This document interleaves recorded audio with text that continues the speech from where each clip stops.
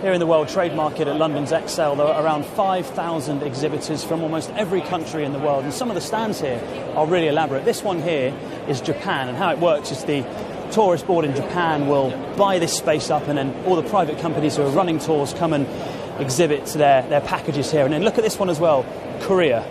Absolutely massive there. They've got dozens and dozens of tour operators there, and you've got Taiwan as well. But there's one stand here that's causing quite a bit of a stir, and there's a little one in the corner, slightly hidden away.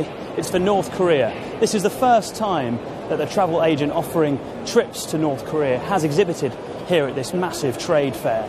And there are many others in the country that are doing the same thing, but this is the first time, and that's because there's been something of a mini boom in interest in tourists going to this secretive dictatorship. Let's have a word with the CEO of the company here, Jordi. Jordi, have you seen much interest today? Absolutely. We're blown away with how many people are coming to the stand, so it's very good news. And while I've been here, I've heard people asking very similar questions over and over again. What are those questions? Well, first of all, people are surprised that it is possible to go, so it is definitely possible.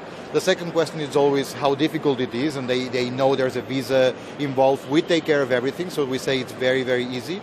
And the third question is about safety, because the news that we get from North Korea are not the most safe ones, but it is very safe to go. And do you have an issue with people going to the country and expecting the same treatment that you get in other countries, you know, freedom and the ability to use all the modern amenities, and then they're a bit surprised when they go to North Korea, there's no internet, you have to have minders with you at all times, you haven't got the freedom just to travel the country on your own, have you? It's not that you're not free, it's just that you're accompanied. It's a very big difference. And there is internet in certain places, and you can take your cell phone, you can buy a North Korean SIM card. I'm not going to say it's a regular trip. That's what makes it so special. But it's not as bad as some people, make it sound. Absolutely not.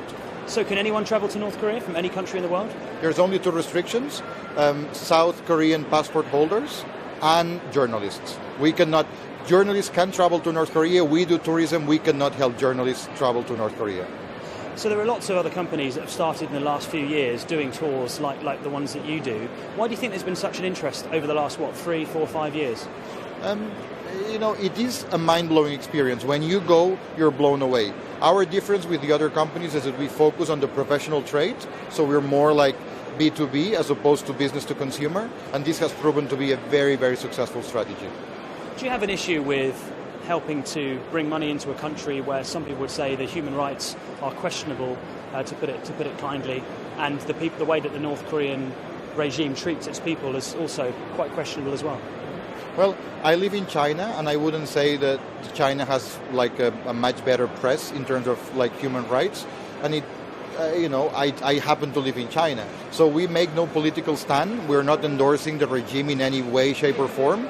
The only thing we say is, if you want to go and see by yourself, we can take you there, and then you can have a much better opinion on what's going on. Because I have a lot of people that have never been who try to tell me how things are in North Korea, and I find that amusing, to say the least, to put it kindly. Okay, thank you very much for talking to us.